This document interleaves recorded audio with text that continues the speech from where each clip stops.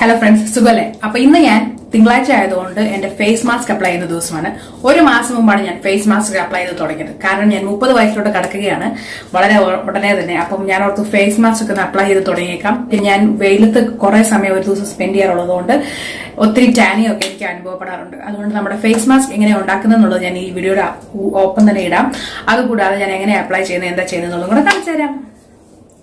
അപ്പം നമ്മളുടെ DIY tan remover skin brightening skin softening cream ഉണ്ടാക്കാൻ വേണ്ടി നമ്മൾ 1 ടേബിൾ സ്പൂൺ കടലമാവ് അഥവാ ഗ്രാം ഫ്ലവർ എടുക്കുക.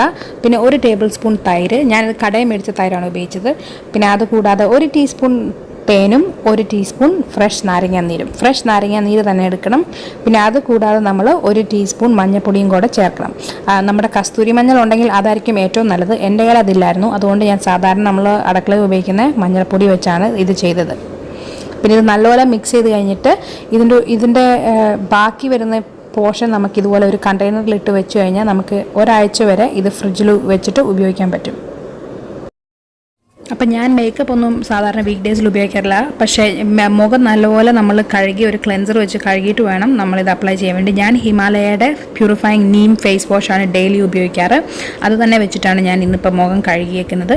എന്നിട്ട് നല്ലപോലെ ഒന്ന് ഒപ്പിയെടുത്ത് കഴിഞ്ഞിട്ട് നമ്മുടെ മാസ്ക് നമുക്ക് അപ്ലൈ ചെയ്ത് തുടങ്ങാം. അപ്പോൾ ഇതാ ഞാൻ മാസ്ക് അപ്ലൈ ചെയ്ത് തുടങ്ങി. മാസ്ക് അപ്ലൈ ചെയ്യുമ്പോൾ ഞാൻ എൻ്റെ വിരൽ വെച്ചാണ് അപ്ലൈ ചെയ്യുന്നത്. കൈ നല്ലപോലെ കഴുകി വൃത്തിയാക്കിയതിന് ശേഷം വേണം നമ്മൾ അപ്ലൈ ചെയ്യാൻ.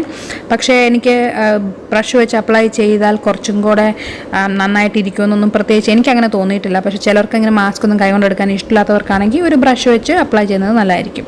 പിന്നെ അതാകുമ്പോൾ നമ്മുടെ കൈ ഇങ്ങനെ ഇതുപോലെ മെസ്സാവത്തില്ല. പിന്നെ ഈ മഞ്ഞൾ കണ്ട ആരും പേടിക്കേണ്ട. ഈ മഞ്ഞൾ തീർച്ചയായിട്ടും ഒരു സ്റ്റെയിനും നിങ്ങളുടെ സ്കിന്നിലോ അതുപോലെ നിങ്ങളുടെ വാഷ് ബേസിനിലോ ഒന്നും ചെയ്യത്തില്ല.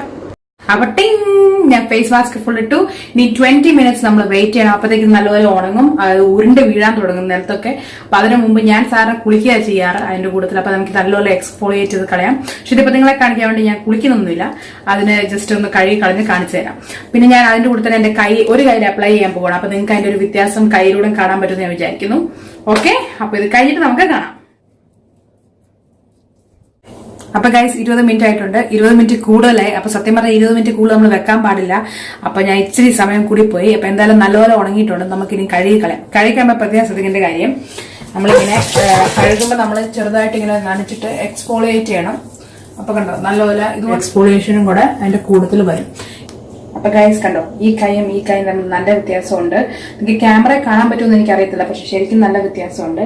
പിന്നെ എന്റെ മുഖം കണ്ടോ, നല്ലൊരു തിളക്കം എനിക്ക് അനുഭവപ്പെടുന്നുണ്ട്. നല്ല സോഫ്റ്റ് ആയിട്ടുണ്ട് എന്ന് പറഞ്ഞാൽ നല്ല സോഫ്റ്റ്. എനിക്ക് ഞെക്കിക്കൊണ്ടിരിക്കാൻ തോന്നുന്നു, പക്ഷെ നമ്മളെ ഞെക്കാൻ പാടില്ല. പിന്നെ അതുകൂടാതെ തന്നെ നല്ലൊരു ഫ്രഷ് ഫീലിംഗ് ഉണ്ട്. അപ്പൊ ഇത് കഴിഞ്ഞിട്ട് നമ്മൾ സോപ്പൊന്നും മുഖത്ത് തേക്കാൻ പാടില്ല.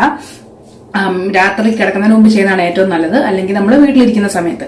അപ്പൊ ഞാൻ ഇത് കഴിഞ്ഞിട്ട് നേരെ ഉറങ്ങാൻ പോവാണ്. വേറെ ഒന്നും ഞാൻ തേക്കുന്നില്ല. ഇതിന്റെ കൂടെ വേറെ മോയിസ്ചറൈസർ മാത്രം ഞാൻ കുറച്ച് തേക്കും കേട്ടോ. മോയിസ്ചറൈസർ എന്ന് പറയുമ്പോൾ നിങ്ങൾ ആരെങ്കിലും ചിരിക്കുമെന്ന് എനിക്കറിയത്തില്ല, പക്ഷെ ഞാൻ ആകെപ്പോൾ ഒരു പ്രൊഡക്റ്റ് ഉപയോഗിക്കാറുള്ളൂ, നമ്മുടെ വിക്കോ ടെർമറിക്. ഞാൻ വേറെ ഒരു മോയിസ്ചറൈസറും ഉപയോഗിക്കാറില്ല. ഈ വിക്കോ ടെർമറിക് മാത്രമാണ് ഞാൻ ഉപയോഗിക്കുന്നത്. സൺസ്ക്രീൻ തേക്കാറുണ്ട് ഡേ ടൈമിൽ, പക്ഷെ ഇന്ന് രാത്രി ഞാൻ ഇത് തേച്ചിട്ട് കിടന്നുറങ്ങും. അപ്പൊ ഇത്രേ ഉള്ളൂ നമ്മുടെ സിമ്പിൾ ഫേസ് പാക്ക്. നല്ല എഫക്റ്റീവ് ആണ്. ഞാൻ ഇതിന്റെ കൂടെ കുറച്ച് ഫോട്ടോയും കൂടെ ഇടാം.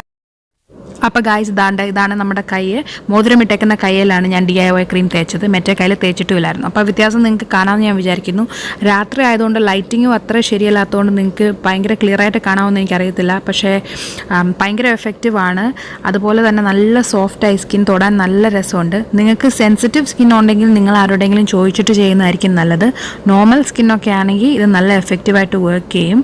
അപ്പം നിങ്ങളൊന്ന് ട്രൈ ചെയ്ത് നോക്കിയിട്ട് അഭിപ്രായം പറ. ഇത് ഞാൻ പിറ്റേ ദിവസം വെയിലത്ത് വെച്ചെടുത്ത ഫോട്ടോയാണ്.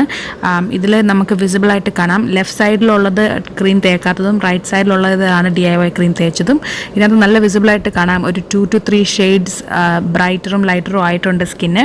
അത് ഞാൻ സൺ ടാൻ മാറ്റുന്ന കാര്യമാണ് ഈ പറയുന്നത്. അല്ലാതെ സ്കിൻ വൈറ്റനിങ് ചെയ്യുമോ ഇല്ലയോ എന്നുള്ളത് എനിക്ക് വ്യക്തമായിട്ട് അറിയത്തില്ല. കാരണം എനിക്ക് നാച്ചുറലി കുറച്ച് അത്യാവശ്യം ഫെയർ ആയിട്ടുള്ള സ്കിന്നാണ്. പക്ഷെ നല്ല ടാൻ ആയിട്ടുണ്ട് ഞാൻ. അതുകൊണ്ട് ടാൻ നല്ല എഫക്റ്റീവായിട്ട് ഇത് റിമൂവ് ചെയ്യുന്നുണ്ട്.